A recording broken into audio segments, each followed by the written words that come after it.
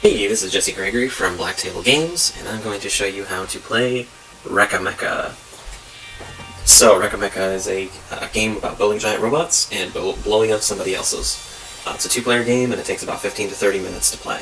In Wreck-A-Mecha, each of your mechs is made up of a head card, which looks like this, a core card, which is the center of your mech. You have two slots for arm cards, stuff like that, and then one slot for legs cards. So during the game, a lot of parts are going to get destroyed, and your arms and legs will be replacing an arm and leg deck. The game of Wreck-A-Mecha ends when one player gets to 10 victory points, and victory points you get by destroying the other person's mecha parts. If you destroy different part types, you'll get different amounts of points. Destroying a head, which gets you 5 points, which you can see in the corner there. Destroying the core would get you all 10 points, but it's pretty hard to do because the arms are usually defending them. Destroying a pair of legs will get you 2 points, and then arms, which are destroyed most often, are only worth 1 point. So one of the things you'll see in the box is these different faction cards that give you different special abilities. If this is your first time playing, you're going to want to set those aside. It makes it a little easier to learn if you just remove that mechanic for the first time. So for the card anatomy, you can see the name of the part in the corner there, what type it is for the weapon triangle, which we'll get to later. This one's a melee part. Where it goes on the mech, this is an arm. You can see in the top corner the attack power of the part, the durability of the part, how much hits it can take before it's destroyed, and then which faction it belongs to for those faction cards that we'll get into later, how many victory points it gets you, and then any description text, which has different abilities, both passive and ones that require you to use actions. So you start by randomly shuffling the heads, and then shuffling the cores separately as well, and randomly dealing one head and one core to each player, and those are what they're going to be stuck with for the game. And then you'll draw 3 arm cards and 2 leg cards into your hand. That's going to be your initial hand. So, do like so. So I see that I have these 2 legs and 3 arms. So we're going to choose one of our arm cards and one of our leg cards, and then we're going to put them face down so that the other player can't see what they are. And then when both players are ready, we flip all of them over to see what we have.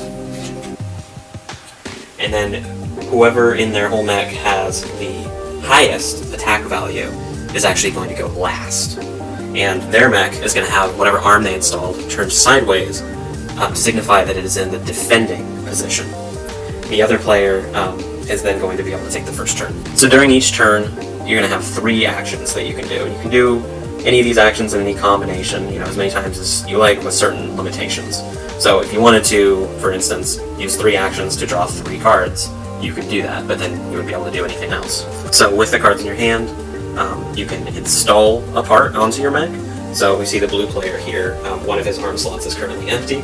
So if he takes one of the cards from his hand, he can play another arm into that slot. And now he has every slot full on his mecha. And then he still has 2 actions left from playing that card from his hand. So these are the damage counters. They represent, each red one represents 1 point of damage, and then the black ones represent 5 points of damage. Once the damage matches the durability stat of the card, then that card is blown up and added to the player's score pile as they try to get the 10 victory points. And if you want to play a card from his hand onto an existing slot, that he could, if the card is not critically damaged, then that is discarded and the opponent doesn't get any points for that part being thrown away. However, if it is critically damaged, then the opponent's going to put that in the score pile and he's going to have a point there. So what is critically damaged? Well, that is having 4 or less health remaining. So on this card, you'll notice that the durability is 9. Let's say he had taken 6 damage or so. Then he would have less than 4 durability remaining on this part. So if he installed up at the top of it, it would be considered critically damaged, and the part would go in the score pile of the opponent. So another thing to keep in mind is calibration. If you put down a part, calibration means that he is not going to be able to attack with that part on the same turn. Now, he can defend with that part still. Calibrating parts can still defend. They just may not attack. but he could still attack with his other part that he has. Because that was already installed at the start of his turn. But we'll notice that the opponent still has an arm that's defending. What that actually means is that an attack that he makes has to hit the defending part. Once the part is hit, though, it's turned back upright and is no longer defending. So in this case, it would be melee to melee, so there's no weapon triangle advantage, which we'll get into in a bit. But he has the Valiant Arms, which have an ability where Valiant Arms do +2 damage for each additional Valiant part installed, excluding this one. So, since he has another part, it boosts it to 4 damage for the ability. Hits that part, and taps it up. But now that that part is attacked, it is considered exhausted, and so it can't do anything else. So he couldn't then defend with this part, or he couldn't attack again with this part. It's used up, it's done. Now if the opponent hadn't had a defending part, then he would have been able to choose any of the mech parts to attack. He could even attack straight to the core, which is, gives you all 10 points to win the game if you're able to defeat it. So a lot of the game is about mixing your offense and your defense and making sure you don't leave yourself undefended too much. Only arms can defend or attack unless there's a card ability saying otherwise. Another important factor is you have to have legs installed in order to be able to do defense action. You can still attack if you didn't have any legs, but you wouldn't be able to defend. And say he wanted to play it more safe, get some more cards, get some things on the board, and not attack, and this part was defending but never attacked, at the beginning of this red player's turn, this part would stop defending still, even though it was not attacked, because it just refreshes at the beginning of the turn regardless. So some parts have action abilities instead of passive abilities. This particular one on his head is a free action, which means it doesn't take one of its 3. It says once per turn he could look at the top card of the armor leg deck and then place it on the top or bottom of the deck. So it's kind of good for finding the right card. So you can use that, and then maybe leave his newly installed part defending so that his core doesn't get attacked. Now let's show an example of somebody being especially aggressive. So say the blue player already had 2 arms installed at the beginning of his turn. He could use one of his arms to attack this part and have it no longer defending because it was attacked. And then he could use his other arm to now attack any part. So in this case, he has a projectile part. He's going to attack the other person's core, which is melee type. And that's where we get into the weapon triangle. If you're going with the arrows, projectile attacking melee gets +1 to its damage, whereas melee attacking projectile gets -1 to its damage. So since he is going with the arrow, he has an advantage. So in that case, I would bump it up to 3, but legs often give you some sort of supplementary ability. In his case, he has the Panzer Treads, which make his projectile attacks do +1 damage. So that's actually a +1 from the Panzer Treads, +1 from the weapon triangle. So that one hit is actually going to do 4 damage. And so we put that on the core. All cores have 12 health, so 4 damage is a pretty decent chunk to chip away at the core. This core actually has a special ability that it actually can make a second attack action. So he could attack again for another 4, but then he would be completely out of actions at that point, having attacked with that for 1, and then using the ability to be able to do 2 attacks with the other weapon, and that means he's completely undefended. You don't want to do that very often, because then you are completely open. Especially in this case, since he has these arms that are powering each other up, each of those arms can do 4 damage as well, which means he could do the 8 damage right back to him and still have an action left over. So in a normal game, we'd probably have him go for his core since he's completely undefended, but just for the sake of teaching mechanics. So let's say he wants to just finish this part off. Since this is powered up to do 4 damage, that only has 4 durability left.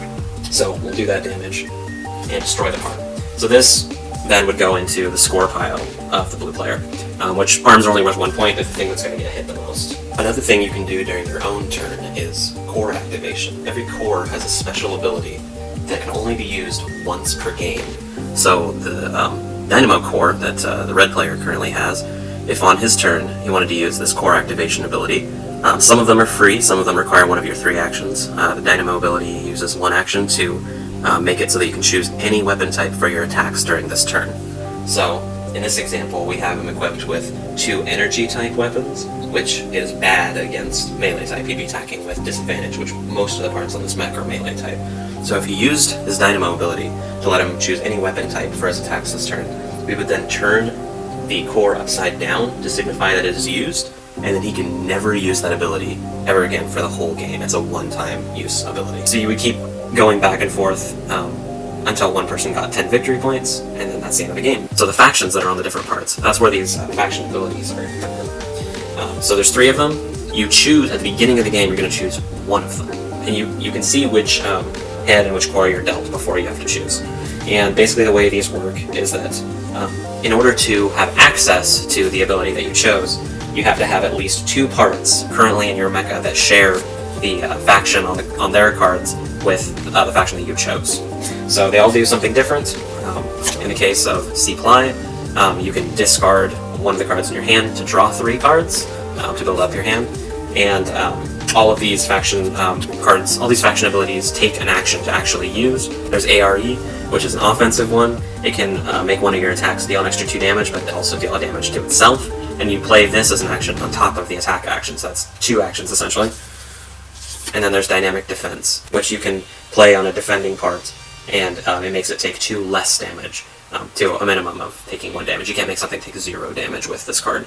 But again, this would be the faction action is on top of the defense action, so that's 2 actions total. If you're trying to turtle, basically, and be really defensive. So that's Wreck-A-Mecha in a nutshell.